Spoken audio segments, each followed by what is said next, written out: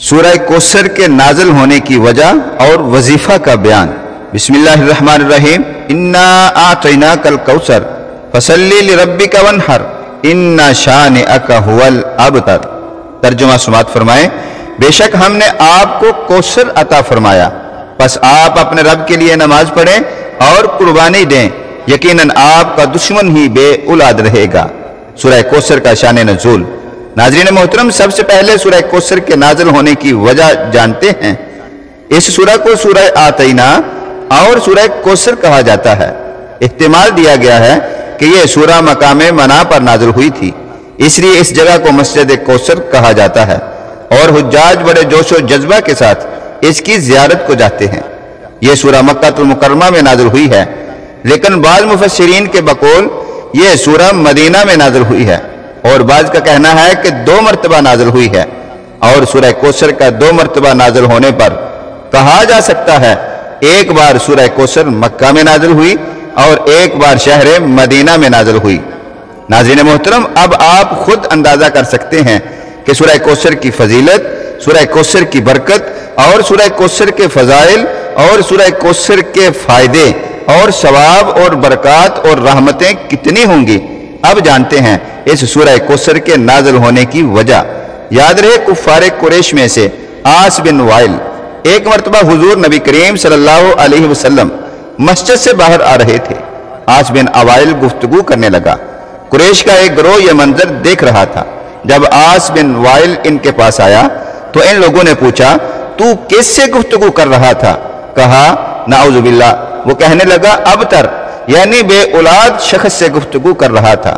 یہ بات عاص بن وائل نے اس لیے کہی تھی، اس وقت حضرت عبداللہ نبی اکرم صلی اللہ علیہ وسلم کے فرزند دنیا سے رخصت ہو چکے تھے، اور عرب ایسے آدمی کو جس کے کوئی بیٹا نہ ہو ابتر کہا کرتے تھے۔ اسی وجہ سے قریش نے حضرت عبداللہ نبی اکرم صلی اللہ علیہ وسلم کے فرزند کی وفات کے بعد اس لقب کو حضرت صلی اللہ علیہ وسلم کے لیے انتخاب کر رکھا تھا۔ اس وقت یہ صورت نازل ہوئی اور نبی اکرم صلی اللہ علیہ وسلم کو نعمتوں اور کوثر اور کثرت نسل کی بشارت دی گئی، اور آپ کے دشمنوں کو ابتر کہا گیا تھا۔ یہاں پر ایک بات کرنا ضروری سمجھتے ہیں، وہ یہ کہ کفار حضور صلی اللہ علیہ وسلم کو بے اولاد کہا کرتے تھے۔ یاد رکھیں، بدلے میں کفار کو جواب اللہ تعالیٰ نے دیا ہے۔ کہنا یہ چاہتا ہوں، نبی کریم صلی اللہ علیہ وسلم کی شان میں گستاخی اللہ تعالیٰ کو پسند نہیں ہے۔ ناظرین محترم، اب لفظ کوثر کو سمجھتے ہیں، اس کا کیا مطلب ہے۔ مفسرین نے کوثر کے مختلف معنی بیان کیے ہیں۔ مثلا حوض کوثر، دنیا اور آخرت میں خیر کثیر، رسول اکرم صلی اللہ علیہ وسلم کے پیراؤں میں کثرت، حضور کی شفاعت، یہ تمام معنی صحیح ہیں اور ان میں کوئی تضاد بھی نہیں پایا جاتا۔ قرآن مجید اپنے دامن میں مختلف معنی لیے ہوئے ہے، لیکن امام جعفر صادق رضی اللہ تعالی عنہ نے فرمایا کہ کوثر سے مراد حضرت بی بی فاطمہ الزہرا رضی اللہ تعالی عنہا کی اولاد کے ذریعہ رسول خدا کی نسل کثیر کا باقی رہنا ہے، جس کا شمار ناممکن ہے۔ اور امام فخر الدین رازی رحمۃ اللہ علیہ اپنی تفسیر میں رقم تراز ہیں کہ کوثر سے رسول خدا کی اولاد مراد ہے، اور یہ سورہ ان لوگوں کے جواب میں نازل ہوئی جو رسول خدا کو بے اولاد ہونے کا طعنہ دیتے تھے۔ چنانچہ کوثر کے معنی یہ ہیں کہ خدا اپنے رسول کو تا قیامت باقی رہنے والی نسل عطا کرے گا۔ یہی وجہ ہے کہ اہل بیت کو اتنی کثرت سے مظلومانہ شہید کرنے کے باوجود ان کی نسل میں کمی نہیں ہوئی، لیکن بنی امیہ کے کوئی آثار باقی نہیں رہے۔ ناظرین محترم، ویسے تو پورا قرآن پاک معجزہ ہے، اسی طرح سورہ کوثر قرآن پاک کا مختصر ترین، معجزہ ترین اور شگفت انگیز ترین سورہ ہے، جس میں 5 پیشن گوئیاں ہوئی ہیں۔ نمبر 1، رسول خدا صلی اللہ علیہ وسلم کی نسل کثیر ہوگی۔ نمبر 2، رسول خدا صلی اللہ علیہ وسلم کے پیروکاروں کی کثرت ہوگی۔ نمبر 3، آئین توحید کا رائج ہونا اور ہمیشہ باقی رہنا رہے گا۔ نمبر 4، رسول خدا صلی اللہ علیہ وسلم کے دشمنوں کا بے اولاد ہونا۔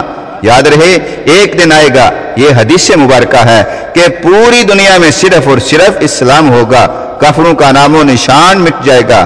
اور نمبر 5، رسول خدا کے دشمنوں کی سرگرمیاں بے سود ہوں گی، उस वक्त इन बातों को मान रहे थे, इन पेशगोइयों को तस्लीम नहीं कर रहे थे, लेकिन आज हम आप अपनी आंखों से इस हकीकत को देख रहे हैं। दिन ब दिन इस्लाम बढ़ता जा रहा है।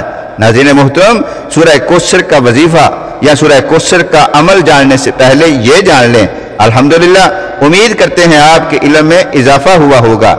याद रहे, आप देख रहे हैं इस्लामिक चैनल ईगल की आवाज़। हमारी ऐसी ही इस्लामिक इंफॉर्मेशन पर वीडियोस देखने के लिए चैनल को सब्सक्राइब कर लें। जज़ाकल्लाहु खैरा। अब आखिर में आपको इस सूरह कौसर का वजीफा बताकर इजाजत चाहेंगे। नाज़रीन मोहतरम, आपको शरीक या शरीकों का तो पता ही होगा, बात बात पे बात करते हैं, आपके हर सीधे काम को भी उल्टा बनाकर पेश करते हैं। आप सीधी बात बोलोगे तो आपकी बात को उल्टा समझा जाएगा। माजरत के साथ ये है शरीकों की तारीफ। अगर आपका वास्ता भी ऐसे लोगों से पड़ जाए तो जिस तरह इस सूरह कौसर में बताया गया है कि कुफार खत्म हो जाएंगे, आप बताए गए तरीके पर अमल करते हुए सूरह कौसर का ये अमल करें, इंशाअल्लाह आपके खिलाफ बोलने वालों की जबानें बंद हो जाएंगी। सूरह कौसर के इस अमल को आपने करना कब है, ये बात ही आपको याद रखनी होगी। वो इसलिए कि इस अमल को आप हर दिन या किसी भी दिन नहीं कर सकते।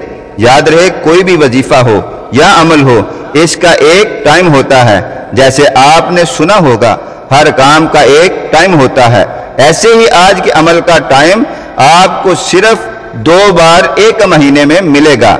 पहली बार जब चांद बुर्ज अकरब में हो, यह टाइम हर महीने एक बार आता है, और दूसरा जब चांद के आखिरी 3 दिन हो। 3 दिन इसलिए कि ये 3 दिन का अमल है। टाइम समझ लिया तो अब याद रहे, सूरह कौसर के आदाद यानी अदद 2763 हैं। तो आपने तन्हाई में या ऐसे कमरे का इंतखाब करें कि दौरान अमल आपको किसी से बात ना करनी पड़े। बावजूद आपने अव्वल आखिर 11 बार दुरूद इब्राहिमी और सूरह कौसर को बगैर किसी से बात किए 2763 मरतबा उस इंसान को दिमाग में रख कर पढ़ना है जिसकी जबान से बातों से आप तंग हैं। रोजाना वक्त पर 3 दिन आप ये अमल करें, इंशाअल्लाह आप आज भी इस सूरा का मौजज़ा देखेंगे।